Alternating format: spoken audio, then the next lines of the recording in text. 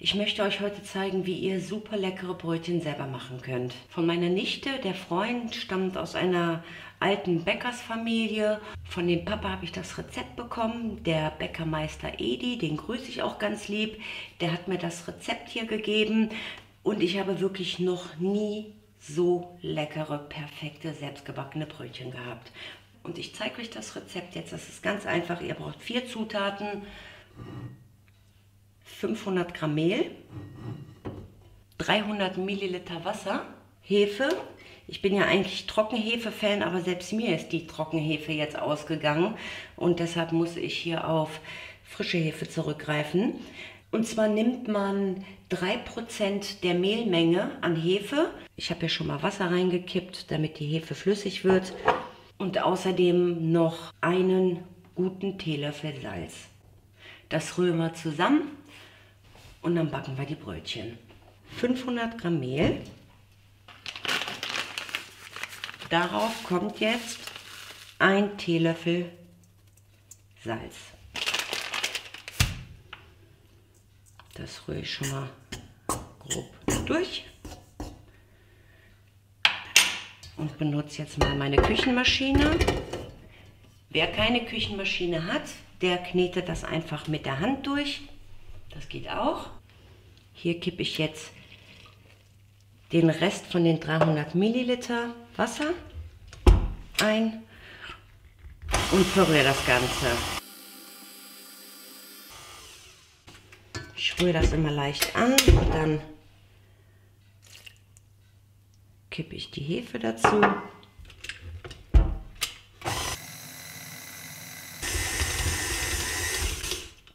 Ich zeige euch das mal eben. Der Teig muss richtig gut durchgemischt sein. Es reicht also nicht, wenn er hier einfach nur so vermischt ist. Man sieht, der ist hier noch total klumpig.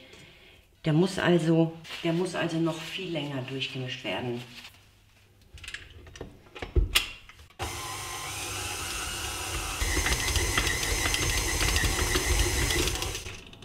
So, ich habe den Teig jetzt gut 5 Minuten durchgeknetet oder sagen wir mal durchkneten lassen. Und ich zeige euch jetzt, wie der aussehen sollte. Verlasst euch nicht auf diese 300 Milliliter. Ihr müsst nach dem Teig gehen. Jedes Mehl zieht unterschiedlich das Wasser. Es kann bei dem einen Mehl passieren, dass ihr noch Wasser braucht und bei dem anderen kann sein, dass ihr noch Mehl braucht. Der Teig darf nicht kleben. So sollte der Teig aussehen. Schön weich, durchgeknetet, aber er darf nicht an euren Fingern kleben bleiben, wenn ihr ihn anfasst.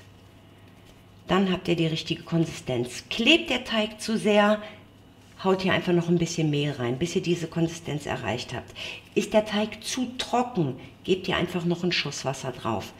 Verlasst euch nicht auf diese Milliliterangabe, geht nach dem Teig. Jedes Mehl zieht, wie gesagt, unterschiedlich das Wasser und so muss der Teig aussehen. Ich gebe den Teig jetzt zurück und lasse ihn 1 Stunde gehen. Und dann könnt ihr sehen, wie der Teig nach 1 Stunde aussieht. So, ich habe den Teig jetzt 1 Stunde gehen lassen und der ist jetzt total schön aufgegangen. Und jetzt knete ich den wieder ein bisschen zusammen, dass die Luft raus ist. So, jetzt ist die Luft draußen und jetzt forme ich die Brötchenstücke. Dafür nehme ich mir so ein Stück raus und forme die zu einem Brötchen. Ich mache das gerne, indem ich den Teig so nach unten ziehe.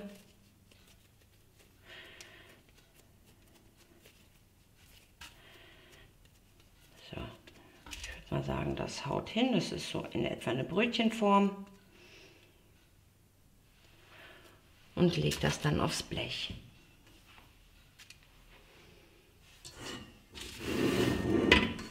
Dann nehme ich den zweiten. Ich nehme die einfach hier so aus dem Topf heraus.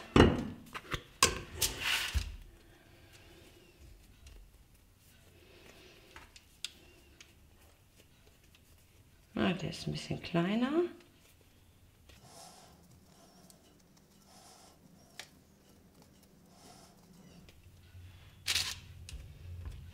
Unten drücke ich das dann einfach so zusammen und das sieht man hinterher nicht mehr.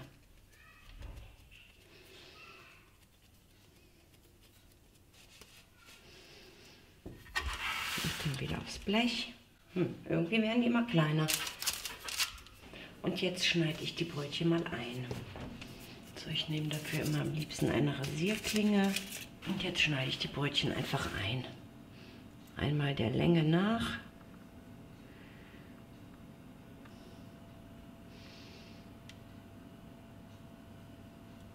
Jetzt lasse ich die Brötchen noch mal gehen, bis die schön aufgegangen sind.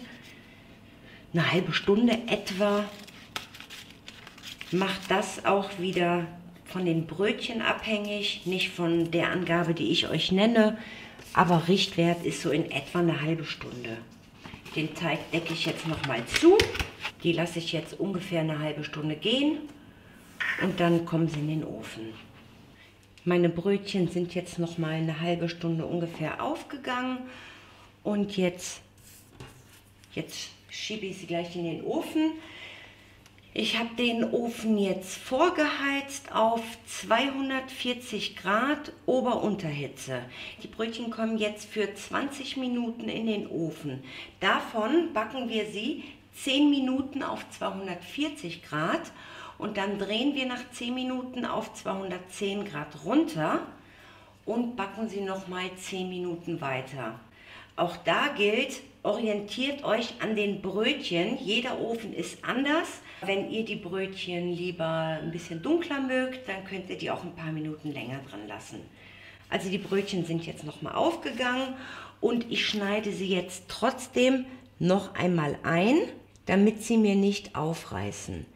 Ich habe mir jetzt so eine Flasche mit frischem Wasser gefüllt und die Brötchen schiebe ich jetzt in den Ofen und vorher besprühe ich sie einfach. Ruhig ordentlich. So, die Backzeit ist fast rum. Ich mache den Ofen kurz auf. Die Backzeit ist fast rum. Und jetzt sprühe ich die Brötchen nochmal ordentlich ein. Und weiter backen. Ich habe die Ofentür geöffnet und die Brötchen sofort nochmal mit Wasser besprüht. Und ich hoffe, man sieht das, dass ein schöner Glanz auf den Brötchen ist. Die Brötchen sind fertig. Jetzt ist allerdings doch ein einziges Brötchen ein bisschen aufgerissen. Und genau das meine ich. Das passiert, wenn man sie nicht richtig einschneidet. Warum auch immer das jetzt hier passiert ist. Aber ansonsten sehen sie super aus.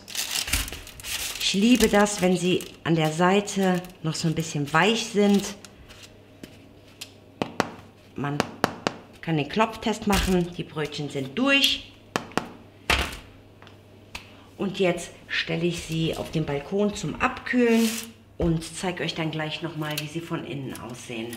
So, die Brötchen sind jetzt ausgekühlt und ich finde, sie sind optisch perfekt geworden. Einer ist mir hier so ein bisschen eingerissen, aber ihr seht bestimmt den leichten Glanz darauf. Die Brötchen sind nicht matt. Und ich liebe das, wenn Brötchen so an der Seite noch ein bisschen weich sind und nicht so dunkel gebacken. Aber wenn ihr es dunkel mögt, braucht ihr einfach nur die Backzeit ein bisschen verlängern. Und dann schauen wir uns das Brötchen jetzt mal an. So, ihr seht, es ist ganz weich.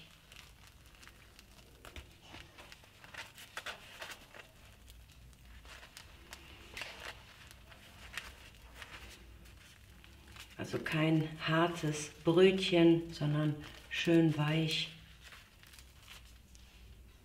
Es riecht auch total lecker. Also ich kann euch dieses Rezept nur empfehlen. Möchte mich auch nochmal beim Bäcker Meister Edi bedanken für dieses tolle Rezept. Ich werde keine anderen Brötchen mehr backen. Das ist für mich das Rezept überhaupt. Ja, dann wünsche ich euch viel Spaß beim Nachbacken und freue mich auf eure Kommentare und wenn ihr mir erzählt, wie die Brötchen bei euch geworden sind.